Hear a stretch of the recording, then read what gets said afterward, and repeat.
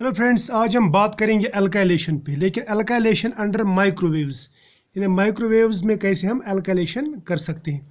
देखो, सबसे पहले बात करेंगे अल्काइलेशन। अल्काइलेशन का मतलब क्या रहता है? अल्काइलेशन का मतलब रहता है transfer of alkyl group from one molecule to another molecule, from one molecule to another. ये है अल्काइलेशन। और अल्काइल ग्रुप जो है, अल्काइल ग्रुप जो मैंने आपको कहा, ये यूनिवर्सल ग्रुप है ऑर्गेनिक केमिस्ट्री में, क्योंकि ऑर्गेनिक केमिस्ट्री इसी पे डिपेंड करती है। ठीक है, तो अब हम बात करते हैं यहाँ पे, ये जो अल्काइलेशन होती है इसमें अल्काइल ग्रुप किस तरह से ट्रांसफर होता है। देखो, जो अल्काइल ग्रुप रहता है मीन्स आर, ये in the form of carbocation, cation यानी ऐसे, या कार्बेनियन यानी ऐसे, carbon with negative charge and 3 bonds, या कार्बन फ्री रेडिकल, इस तरह से ट्रांसफर होता है। यानी इन फॉर्म्स में ये ट्रांसफर होता है। या in the form of carbene, ये है कार्बीन यानी carbon with 2 bonds and an electron pair यानी 2 इलेक्ट्रॉन्स। तो ये जो है ना, ये ग्रुप्स शिफ्ट हो जाते हैं from one molecule to another molecule, यानी यही अल्काइल ग्रुप, यानी अल्काइल ग्रुप जो है इनकी सूरत में जाता है, अदर एज कार्बोकैटायन और कार्बेनियन या कार्बीन या कार्बन फ्री रेडिकल। लेकिन सबसे ज़्यादा जो अल्काइलेशन की जाती है, यानी सबसे ज़्यादा जहाँ पे यानी अल्काइल ग्रुप ट्रांसफ़र किया जाता है, वहाँ पे कार्बोकैटायन इस्तेमाल किया जाता है। जैसे मैं आपको बताऊँ, फ्रीडल क्राफ्ट्स अल्काइलेशन सबसे ज़्यादा यूज़ की जाने वाली अल्काइलेशन, फ्रीडल क्राफ्ट्स अल्काइलेशन। इसमें क्या होता है, मान लीजिए ये बेंजीन रिंग है, एक बेंजीन रिंग। बेंजीन रिंग का क्या करेंगे, बेंजीन रिंग पे हमें लाना है अल्काइल ग्रुप। मान लीजिए यहाँ पे लाना है अल्काइल ग्रुप, इसके हर एक कॉर्नर पे एक एक हाइड्रोजन रहता है। हम क्या करते हैं, हम इसको अल्काइल हैलाइड से रिएक्शन कराते हैं in presence of some Lewis acid like AlCl3, FeCl3, SnCl2, ZnCl2 etcetera, और किसी ऑर्गेनिक सॉल्वेंट में लेते हैं।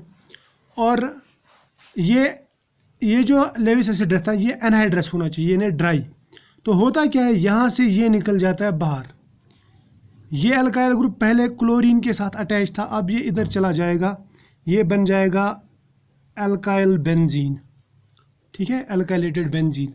मगर इसमें प्रॉब्लम एक है, देखो ये जो रिएक्शन होती है ना, इसमें एक्चुअली कार्बोकैटायन यानी जो आर है, ये आर पॉजिटिव अटैक करता है।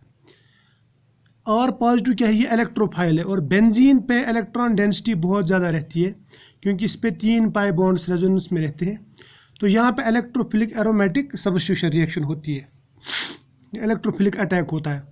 लेकिन जब इसके ऊपर अल्काइल ग्रुप अटैच हो जाता है ना, alkyl group means electron donating, इसका मतलब इलेक्ट्रॉन डेंसिटी बेंजीन पे और बढ़ जाती है। तो इसका मतलब अब इस पे और अटैक होगा इलेक्ट्रोफाइल का। तो उससे क्या होता है, उससे बेंजीन पे एक ही ग्रुप अटैच नहीं होता है, बल्कि मल्टीपल ग्रुप्स अटैच हो जाते हैं, यानी मोनो अल्काइल, डाई अल्काइल या ट्राई अल्काइल बेंजीन बन जाता है। तो ये इस फ्रीडल क्राफ्ट अल्काइलेशन का ड्रॉबैक है। अब हम दूसरा तरीका इस्तेमाल करते हैं। अब दूसरा जो है, दूसरा मेथड हम इनडायरेक्टली करते हैं। इनडायरेक्टली मतलब क्या, हम फ्रीडल क्राफ्ट एसाइलेशन करते हैं, Friedel Crafts acylation followed by reduction, then reduction. यानी नंबर 1 पे क्या करते हैं, फ्रीडल क्राफ्ट एसाइलेशन, नंबर 2 पे करते हैं रिडक्शन। मैं समझा दूंगा आपको कैसे होता है ये अल्काइलेशन। मान लीजिए ये है बेंजीन रिंग, बेंजीन रिंग पे हमने एसाइल हैलाइड का रिएक्शन कराया, जिस तरह से हमने अल्काइल हैलाइड का कराया था, फ्रीडल क्राफ्ट एसाइलेशन बोलेंगे इसको। ये है मान लीजिए हाइड्रोजन, ये और ये निकल जाएगा और इस पर जुड़ जाएगा ये benzene, C double bond O और R। क्लियर। अब ये जो ग्रुप है ना, ये इसमें कार्बन हेट्रोएटम डबल बॉन्ड है। तो जब भी बेंजीन के साथ में कार्बन हेट्रोएटम डबल बॉन्ड रहता है तो it means electron withdrawing group है, इलेक्ट्रॉन विड्राइंग ग्रुप। ये इलेक्ट्रॉन को अपनी तरफ खींचेगा। यानी ये बेंजीन के ऊपर जो इलेक्ट्रॉन डेंसिटी है वो कम कर देगा।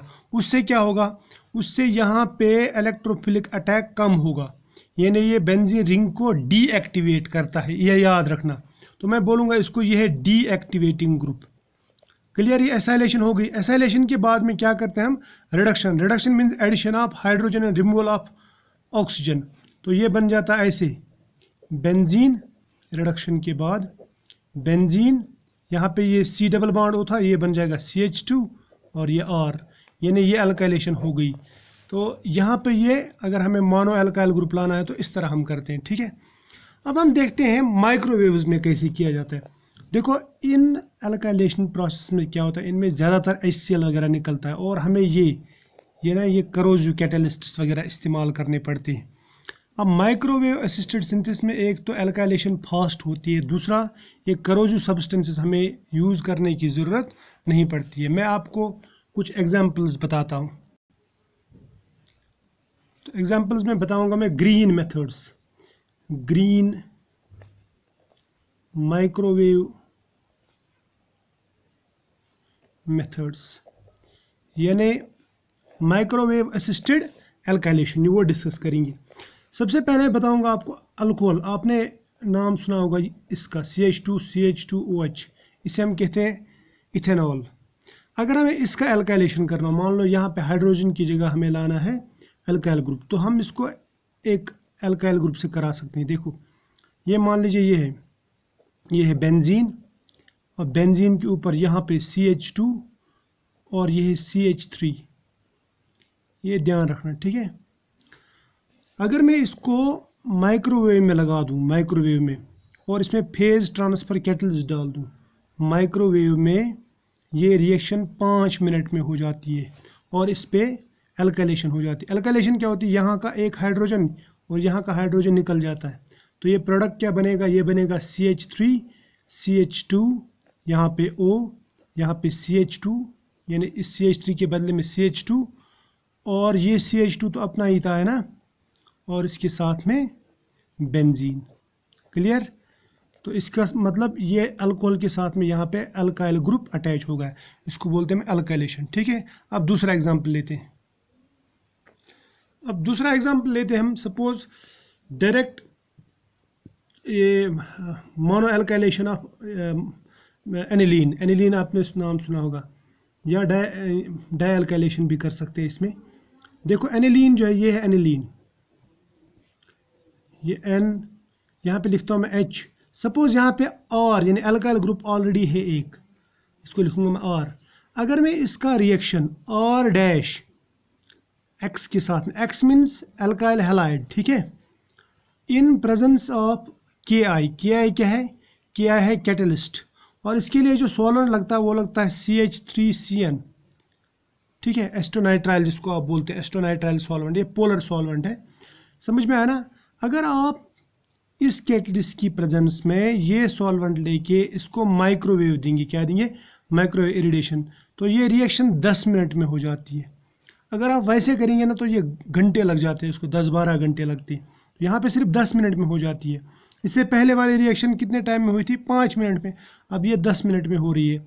10 मिनट में क्या होगा, यहाँ पे ये एनिलीन है, यहाँ पे N, यहाँ पे R ग्रुप ऑलरेडी था, देखो ये H और ये X ये निकल जाता है, यानी यहाँ पे -HX हो जाता है, और यहाँ पे इस H की जगह एक अल्काइल ग्रुप आ गया, इसको हम बोलेंगे अल्काइलेशन ऑफ एनिलीन या मोनो अल्काइलेटेड एनिलीन, ठीक है।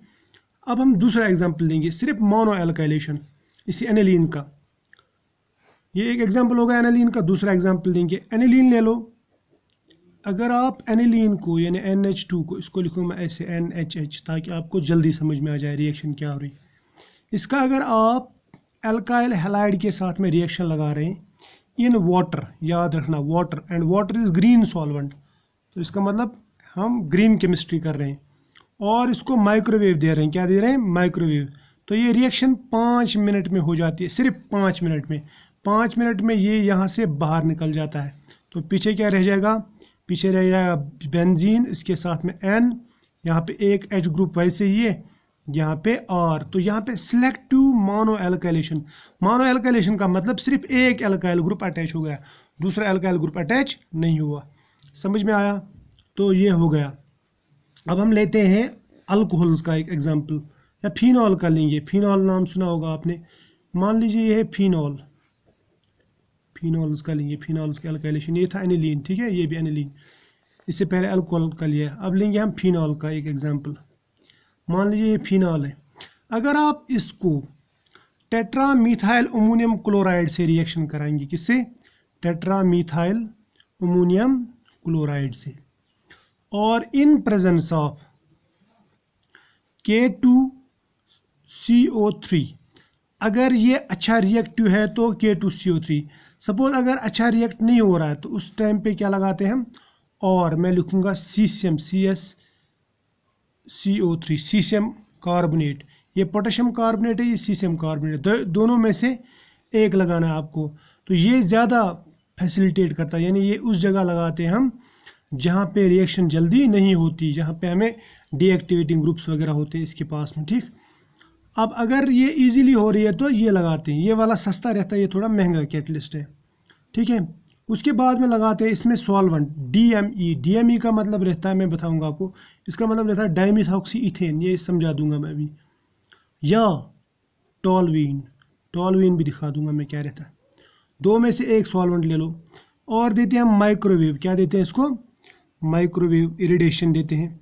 तो 5 से 6 मिनट के लिए जब हम ये करते हैं ना, तो यहाँ पे हमें जो प्रोडक्ट मिलता है वो मिलता है इस तरह का। ये फिनॉल था, यहाँ पे O और यहाँ पे methyl group. Me means CH3 group, ये ग्रुप है, ठीक। अब हम देखते हैं DME क्या है। DME ये है CH3O CH2 CH2O CH3, इसको बोलते हैं डाइमिथॉक्सी इथेन, 1,2 डाइमिथॉक्सी इथेन। ये सॉल्वेंट रहता है, समझ में आया? या आप यूज़ कर सकते हैं टॉलवीन। टॉलवीन क्या है? ये टॉलवीन है, ये इन बेंजीन के ऊपर CH3, ये है टॉलवीन। तो याद रहेगा, बहुत इजी है। अब हम देखते हैं आगे, ठीक।